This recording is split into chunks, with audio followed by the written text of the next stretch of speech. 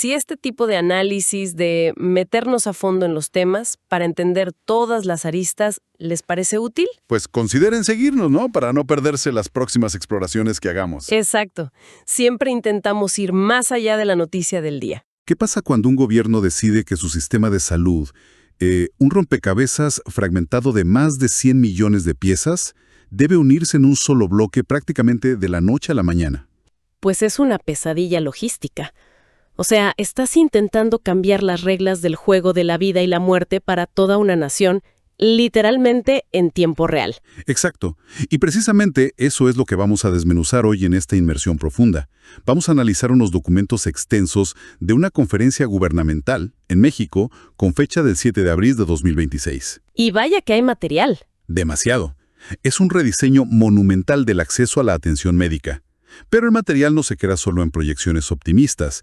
Choca de frente con controversias fiscales durísimas, con organizaciones no gubernamentales. Sí, las tensiones diplomáticas con la ONU. Totalmente. Y además, una crisis sanitaria letal y muy urgente en el norte del país. Así que hay muchísimo que procesar para quienes nos escuchan. Es que el contraste es brutal. Por un lado, tienes estos planes estructurales a 10 años, y por el otro, la urgencia de apagar incendios críticos hoy mismo. Claro. Analizar esto requiere ver más allá de los anuncios oficiales y entender los mecanismos reales. O sea, ¿cómo afecta esto a un paciente real en una clínica real? A ver, vamos a desempacar esto. Porque para entender si el Estado tiene siquiera la capacidad de rediseñar todo el sistema, las fuentes plantean primero una especie de prueba de fuego. ¿Te refieres a la campaña contra el sarampión? Exactamente, porque los documentos presumen cifras que, suenan casi irreales. Afirman que han aplicado 18.3 millones de vacunas recientemente. Una barbaridad de dosis. Y si sumas esto, desde que inició el brote en 2025, el total llega a 33 millones de vacunas. Mi primera reacción, honestamente, fue de escepticismo. Suena a la típica cifra inflada de gobierno. Es una reacción súper natural. Pero cuando revisas el desglose operativo en los documentos, ves el andamiaje detrás del número. Operaron a través de 20,000 puntos de vacunación activos. ¡Wow! Sí. Y el resultado tangible es que los casos diarios cayeron un 66%. Pasaron de rozar los 220 casos nuevos cada día en febrero a menos de 70. Espera, ¿20,000 puntos de vacunación simultáneos? ¿Cómo coordinas esa logística de cadena de frío? Porque, no es mandar cajas de zapatos. Para nada. Es material biológico que se echa a perder si cambia la temperatura. Es como, intentar operar una red global de paquetería ultradelicada en medio de un incendio forestal y tratar de crear un cortafuegos gigantesco en semanas. Lo fascinante aquí es ese mensaje político que el gobierno intenta enviar con estos datos epidemiológicos. O sea, no están hablando de vacunas solo por hablar de salud pública. Están demostrando músculo. Exacto, están demostrando músculo operativo. El gobierno está diciendo, miren, si tenemos la capacidad logística para mover 33 millones de viales fríos a cada rincón del país y frenar un brote agresivo, entonces créanos cuando decimos que podemos dar el siguiente paso. Que es el famoso Servicio Universal de Salud. Y aquí es donde la cosa se pone verdaderamente compleja. Según los documentos, a partir del 1 de enero de 2027, el plan es que cualquier persona pueda entrar a las instalaciones del IMSS, del ISSSTE o del IMSS Bienestar. Sin importar su afiliación. Exacto. Y recibir atención sin que le pregunten qué tipo de seguro tiene. Y los documentos son muy específicos en esto. No estamos hablando de ir porque alguien tiene un dolor de garganta.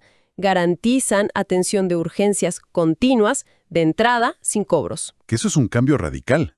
Históricamente, y esto es clave para entender el cambio, si un paciente llegaba a urgencias de un hospital al que no estaba afiliado, lo estabilizaban, claro, pero a menudo la familia tenía que firmar un pagaré para cubrir los altísimos costos de esa noche. Dejar un cheque en blanco, prácticamente. Literal, eso en teoría desaparece por completo. Sí, mencionan eliminar esos pagarés, garantizar atención para embarazos de alto riesgo, continuar tratamientos continuos como cáncer o VIH. Y algo que llaman código infarto y código cerebro. Sí, protocolos muy críticos. A nivel médico me pregunto, ¿qué significa garantizar un código infarto en cualquier hospital? Porque no es solo darte una aspirina y ya, ¿verdad? No, para nada. Un código infarto implica tener acceso casi inmediato a una sala de hemodinamia. Cuando un paciente sufre un infarto, una arteria del corazón está bloqueada y el tejido empieza a morir por falta de oxígeno. El tiempo es vital ahí. Totalmente. La hemodinamia es un procedimiento donde un especialista introduce un catéter desde la muñeca o la ingle, viaja hasta el corazón y coloca una malla metálica diminuta. Un stent. Exacto, un stent, para reabrir la arteria. Es un equipo que cuesta millones de dólares, requiere personal altamente especializado y un material carísimo. O sea, garantizar eso a nivel universal es una promesa financieramente astronómica. Además, las fuentes mencionan que para lograr esta capacidad tuvieron que rescatar cerca de 80 cascarones. Los famosos hospitales abandonados. Sí, hospitales en obra gris de administraciones pasadas que dicen que ya de unos 90 ya rescataron casi 80. Pero, a ver, aquí es donde tengo que hacer de abogado del diablo. Adelante. Si una persona que paga sus cuotas al ISSSTE tiene un accidente, pero el hospital más cercano es del IMSS, y le hacen este procedimiento de hemodinamia de miles de dólares. La gran pregunta de quién paga la factura. Exacto. ¿Quién paga? Si no hay un control estricto, el hospital del IMSS que reciba a todo el mundo va a colapsar financieramente en 2 meses, por absorber costos que no le tocan. Esa es la pieza central del rompecabezas, y la respuesta técnica en las fuentes se llama cámara de compensación, o el clearinghouse en inglés. ¿Cómo funciona eso en la práctica? Para entenderlo, imaginemos que varias personas salen a cenar seguido. Si cada uno empieza a cobrarle al otro por un pedazo de pan o un trago en medio de la cena, es un caos, ¿no? Sí, nadie cena a gusto. En su lugar llevan una cuenta maestra, y al final del mes sacan la calculadora y cuadran los números. Entonces, a nivel hospitalario, esto significa que los sistemas informáticos cruzan los datos automáticamente a fin de mes.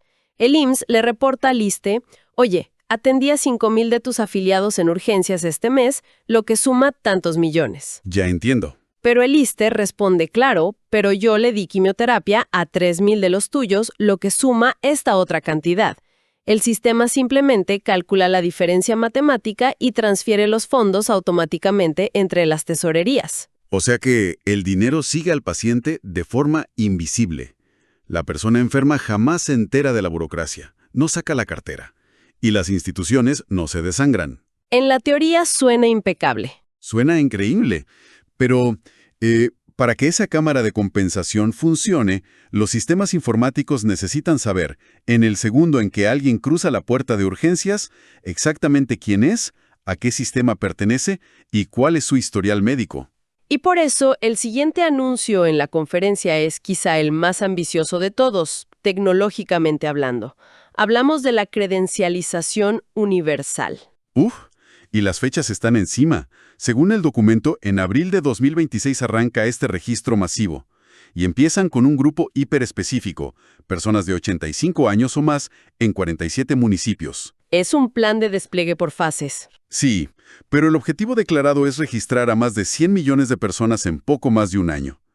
Voy a ser honesto, cuando leí eso, tuve que releerlo. Es una cifra monumental. Registrar a más de 100 millones de personas en 12 o 14 meses. Haciendo matemáticas rápidas, eso significa procesar a más de 200,000 personas diarias de forma sostenida. ¿Es esto logísticamente viable sin que los servidores se caigan a pedazos?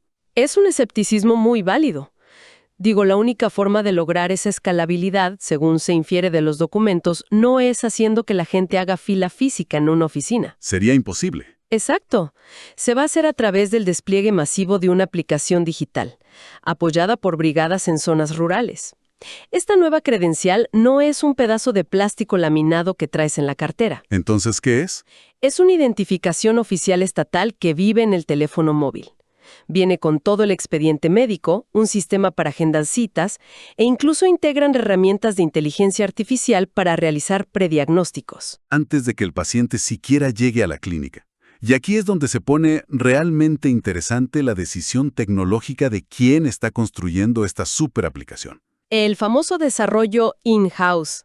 Sí, la conferencia hace una analogía histórica interesantísima.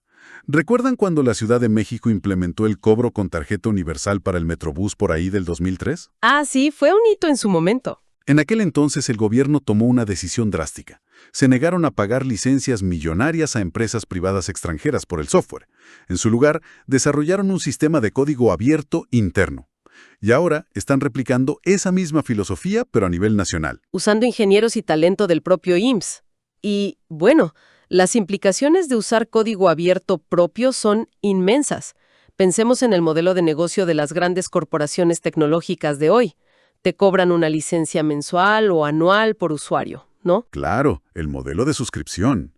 Imagina si el gobierno tuviera que pagar una suscripción de, digamos, $1 al mes por el expediente digital de 100 millones de personas. Estás hablando de $1.200 millones al año solo por el derecho a usar el programa. O sea, quebrarían el sistema de salud sin haber comprado una sola jeringa. Exactamente. Al ser código abierto y propiedad del Estado, evitan ese secuestro financiero a largo plazo. Pero hay otro factor aún más profundo, que es la soberanía del paciente sobre sus propios datos. ¿A qué te refieres con eso? Pues durante décadas, si te tomaban una radiografía en una clínica, esa placa se quedaba físicamente archivada en el sótano de ese edificio. Si el paciente se mudaba de ciudad, perdía su historial. ¿Empezar de cero con otro doctor? Totalmente. Al digitalizar esto y ponerlo en la aplicación, el poder cambia de manos. Las recetas, los análisis de sangre, las notas médicas, dejan de pertenecerle al archivero del hospital y pasan a ser propiedad literal del paciente. Lo traen en su dispositivo. Es democratizar el historial clínico. Pero claro, construir una infraestructura de servidores capaz de soportar a 100 millones de usuarios interactuando simultáneamente requiere muchísimo dinero. Requiere una inyección de capital monumental. Y eso nos conecta de forma muy cruda con otra sección del documento. Porque si el gobierno necesita absorber todos estos costos y se niega a pagar licencias privadas, también está siendo implacable a la hora de recolectar ingresos. Sí, y aquí es donde las fuentes nos meten en un choque ideológico brutal sobre el tema fiscal y las organizaciones no gubernamentales. Un debate que, bueno, incendió los titulares de ese día. Así es. Resulta que el SAT canceló de tajo la autorización a 270 asociaciones civiles para que pudieran recibir donativos deducibles de impuestos. Y no hablamos de asociaciones pequeñas, ¿eh? No, hay nombres muy conocidos en esa lista. En la lista hay pesos pesados como el IMCO, México Evalúa o Mexicanos Primero. Y para analizar esto, las fuentes nos muestran dos posturas diametralmente opuestas. Y quiero ser súper claro, tenemos que observar esto de manera totalmente neutral, simplemente reportando lo que dicen los documentos. Claro, nuestro trabajo es entender los argumentos de ambas partes. Por un lado, tenemos la justificación oficial expuesta en la conferencia. El gobierno argumenta que es una decisión estrictamente técnica y legal, cero política. Sostienen que, tras hacer auditorías, encontraron que varias de estas ONGs no operaban realmente como fundaciones sin fines de lucro. Sino que se utilizaban como mecanismos para evadir impuestos. Sí. O incluso como fachadas para esquemas ilegales de outsourcing laboral. Argumentan que muchas simplemente no pudieron demostrar ante el fisco que efectivamente realizaban la investigación científica o el beneficio social que justificara el perdón de sus impuestos. Pero el reporte periodístico, dentro de las mismas fuentes, arroja la otra perspectiva, la de las organizaciones. ¿Qué argumentan ellos? Señalan de inmediato que muchas de estas organizaciones afectadas tienen nexos comprobados con figuras políticas de oposición o reciben financiamiento sustancial de entidades internacionales. Ok. Y argumentan que retirarles el estatus de donataria autorizada es básicamente una forma de asfixiarlas financieramente, usando una excusa administrativa para silenciar voces críticas. Ahora, para entender el peso de esto, explícame un poco la mecánica de una deducción de impuestos. Porque a veces se piensa que una deducción es solo un beneficio para el que dona, pero el gobierno en la conferencia lo plantea casi como si fuera dinero que le quitan al presupuesto nacional. Sí, es una forma muy particular de verlo. Imaginémoslo así. Si una gran corporación dona 100 millones de pesos a una de estas fundaciones, la ley le permitía deducir esa cantidad de sus impuestos anuales. Es decir, pagan menos impuestos al final del día. Es decir, de los impuestos que esa empresa le debía obligatoriamente al Estado, se restan esos 100 millones. En términos prácticos, el Estado está dejando de ingresar esos 100 millones de pesos a la tesorería pública. Entonces la lógica del gobierno es que el Estado está financiando indirectamente a la fundación privada, al renunciar a cobrar ese impuesto. Exacto. Y esa es la raíz de este choque filosófico enorme que estamos viendo. También se discutió una controversia sobre la nueva ley de ciencia en la Suprema Corte, y la postura del gobierno es tajante. Que todo el dinero público se quede en lo público. Dicen que cada peso del erario, ya sea directo o mediante una exención de impuestos, debe usarse exclusivamente para financiar instituciones y proyectos públicos, no entidades privadas. De hecho, en la conferencia hacen una comparación fuertísima. Utilizan al FOBAPROA, aquel masivo y polémico rescate bancario de los 90s, como el símbolo de todo lo que está mal con subsidiar lo privado con dinero público. Es una analogía muy cargada políticamente. Sí, argumentan que el rol del Estado no es ser el patrocinador de las agendas privadas, sin importar si estas organizaciones dicen ser de beneficio social. Es un cambio de paradigma total. Básicamente dicen, si alguien quiere investigar o hacer labor social privada, perfecto, pero no lo van a hacer con el dinero que el Estado dejaría de cobrar en impuestos. Porque necesitan esos fondos para construir hospitales y servidores para 100 millones de personas. Es fascinante ver cómo una política de impuestos a ONGs está directamente ligada a la viabilidad financiera de ese nuevo servicio universal de salud. Todo está interconectado.